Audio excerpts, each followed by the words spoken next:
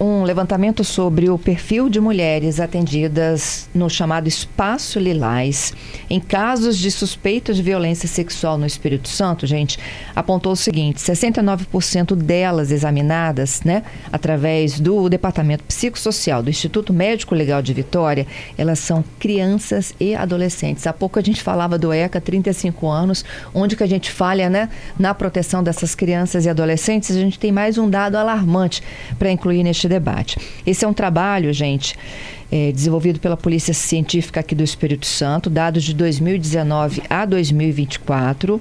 Durante esse período, o Espaço Lilás, ele realizou mais de 6 mil exames de sexologia forense. E a maior parte das vítimas atendidas era do sexo feminino. E desse total, 69% delas eram meninas menores de idade. A gente vai conversar um pouco sobre esse desafio. A minha convidada de hoje aqui no estúdio, você que está conosco no YouTube de A Gazeta essa, inclusive, assiste a essa nossa entrevista, é a médica Laís Coimbra Carvalho. Ela é médica, legista, chefe do departamento psicossocial, ligado diretamente ao Instituto Médico Legal de Vitória. Laís, bom dia. Bom dia. Obrigada, viu, por ter vindo aqui ao estúdio, a gente bateu um papo. Dados impressionantes, alarmantes, né? O que é esse Espaço Lilás? Vamos conversar aqui com as nossas ouvintes também? Esse Espaço Lilás, ele é um espaço que acontece dentro do IML de Vitória, por enquanto, apenas, tá? E ele é um espaço muito interessante porque ele foi criado principalmente para atender as vítimas de violência sexual. Então, ele tem uma máquina ginecológica, ele tem um consultório médico para as vítimas de violência sexual, né? Então, tudo é especializado para esse tipo de vítima. Além disso, ele conta com um banheiro privativo, justamente para a gente preservar ali na hora que ela precisa tirar a roupa, para ser periciada. Então, ela tem um local privativo para isso. Se for necessário coleta de urina, que muitas vezes acontece, ela também consegue fazer a coleta neste banheiro, que é só do Espaço Lilás.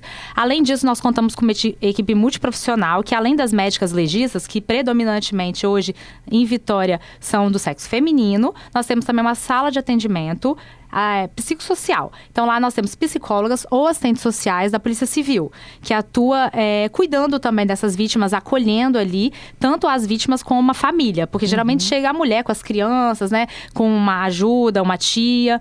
E na antessala, uma avó. E na antessala, a gente criou um espaço ali aconchegante para essas crianças, né? Que a gente, como você citou, é o nosso maior público. Então, ela tem uma brinquedoteca, ela tem uma televisão que a gente consegue colocar desenhos, filmes que eles gostam. O ambiente ali pericial se tornou um pouquinho mais encantador e aconchegante, sabe? Para esse tipo de público que a gente atende ali, que é a nossa grande maioria. Humanizar, né? Humanizar. É tentar dar um olhar ali para a criança de que ela não está sendo desrespeitada ou abusada mais uma vez, sabe? Porque o exame é um pouco invasivo. Então, a gente tenta trazer essa humanização, esse acolhimento, para que a criança fique o mais relaxada possível, mais em casa possível, ali num ambiente lúdico, né?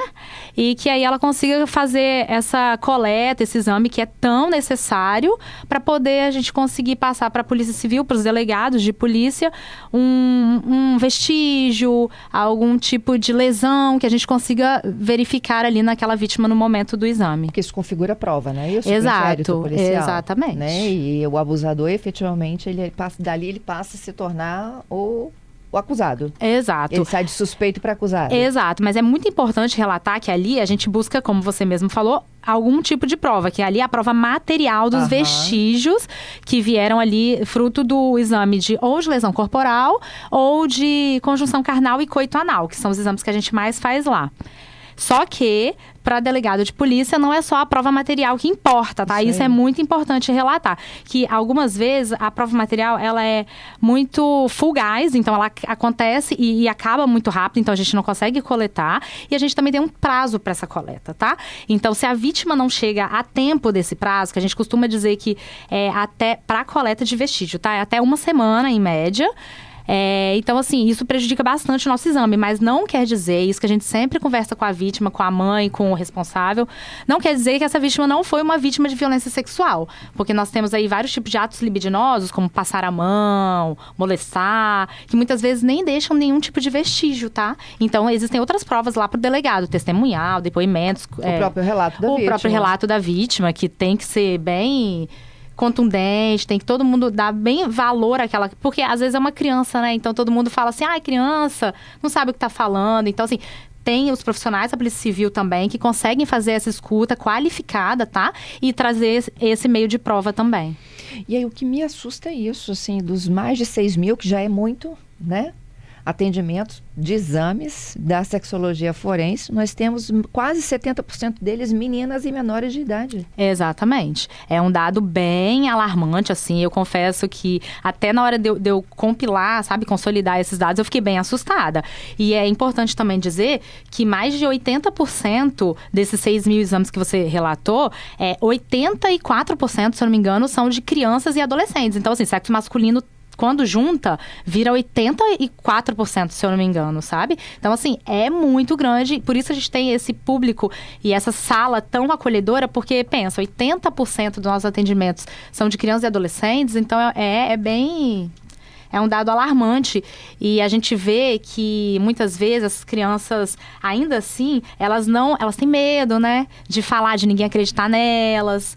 E então a gente teve um estudo do Estado, da Segurança Pública e também do Anuário brasileiro de segurança pública, do Fórum Brasileiro.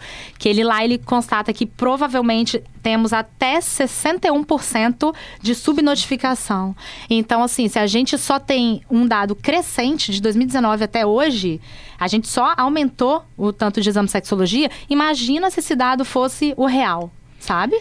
Pois é, Laís, eu fico imaginando também, né, pelo próprio fato dela ser criança, dela entender que aquilo de fato é um abuso também, né? Até ela perceber que ela está sendo violentada. E isso é uma grande dificuldade, até na hora que a gente vai conversar com aquela vítima, com aquela mãe, a gente não consegue, por exemplo, usar as palavras de adulto, né, digamos assim. Então, a gente não consegue usar, por exemplo, a palavra penetração, porque a criança não sabe o que é isso.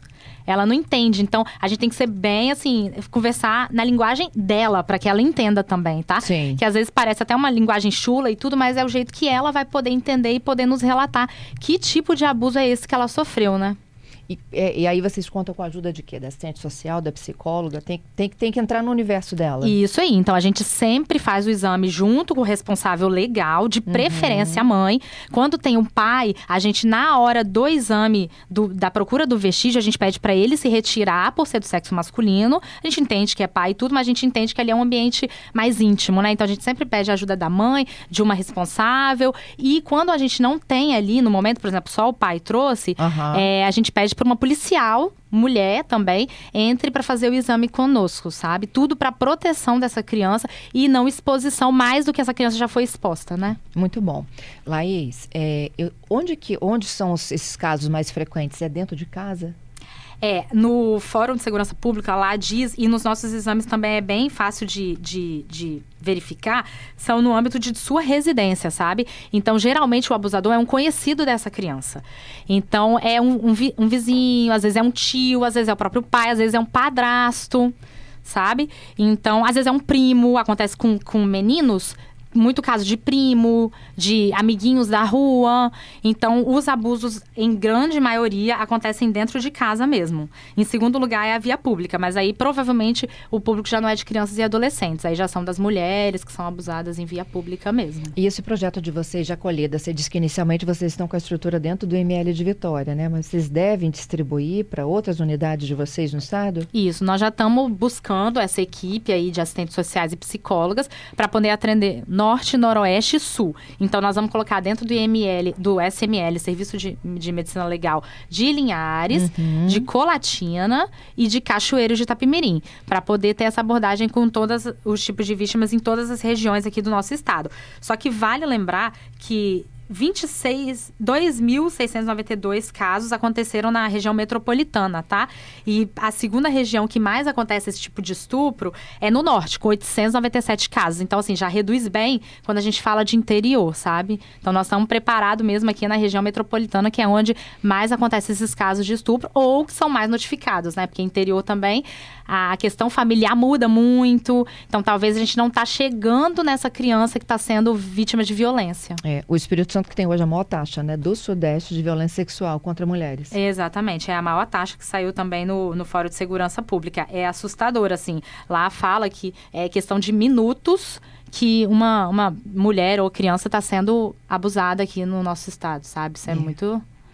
Para quem está nos ouvindo, Laís, que orientações a gente dá para essa mãe, até para esse adolescente que pode ter percebido alguma mudança de comportamento, né, do irmãozinho, da irmã, para quem possa pedir ajuda, não tenham medo de pedir ajuda. A gente pede para, primeiro de tudo, escutar a criança, mais escutar do que perguntar, porque é uma criança, então às vezes quando ela se sente coagida, ela vai falar sim, sim, sim, e às vezes não é aquilo, sabe? Então assim, escutou, traz para alguém que tem essa escuta mais qualificada. Então assim, escutou, leva na delegacia, faz a denúncia, que dentro das delegacias também especializadas de mulher e de crianças e adolescentes, tem também assistentes sociais e psicólogas que estão aptas também para esse tipo de escuta.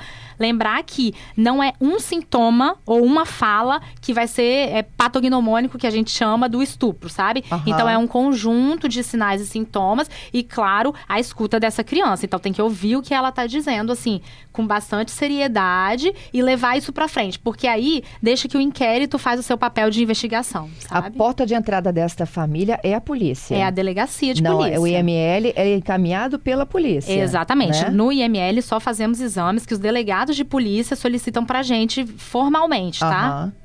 Entendido. E vocês funcionam, IML? O IML funciona 24 horas, horas, mas a sexologia forense, dentro desse espaço lilás, com médicas legistas do sexo feminino, é de segunda a sexta, horário comercial. Muito bom, Laís. Humanizar esse atendimento. Já é tão sofrida nessa situação? Com certeza. Assim, é uma vítima que precisa ser acolhida, ela precisa ser ouvida, ela precisa ser valorizada, sabe? Porque tudo que ela já passou já foi, assim, muito pra ela, sabe? E a escola, né? Nesse contexto todo, hein? A escola é a mesma coisa, é procurar um responsável quando escuta uma criança e pedir pro responsável tomar as devidas providências, que no caso é dar a queixa na delegacia de polícia. Porque muitas das vezes é na escola que essa criança se manifesta, né? Através de uma atividade, até compartilhando a situação com outro amiguinho. Com certeza, às vezes vai tomar banho na creche, aí comenta com a professora, alguém mexeu aqui, então é muito importante a escola estar bem atenta a esse tipo de conversa, sabe? Não achar que é coisa de criança, não sabe o que tá falando. Não, a gente tem que procurar ver o que realmente aconteceu ali. Porque acontece, viu, gente? Os dados provam disso, né? Exato. Nós temos mais de 6 mil ocorrências desde 2019, deu uma média de mais de 1.100 exames por ano. Isso porque a Laís chegou, que aquilo que é oficial que chega para a polícia e aquilo que é subnotificado, como ela mesma destacou aqui, né? E ouçam e prestem atenção nas nossas crianças e nos nossos adolescentes. Exatamente. E importante frisar que esse ano já, até julho, nós fizemos 564 exames de sexologia forense. Meu Deus. Ou seja, se continuar nesse ritmo, nós vamos estar com a maior taxa aí dos últimos anos. E é uma coisa que é muito silenciosa, né, Laís? Muito. E é muito solitário, sabe? Essa vítima, ela se sente sozinha. Por isso que a gente tem que estar ali para apoiá-la, sabe? Muito bom. Laís, parabéns pelo trabalho de vocês, viu? Muito obrigada. Até uma próxima. Até.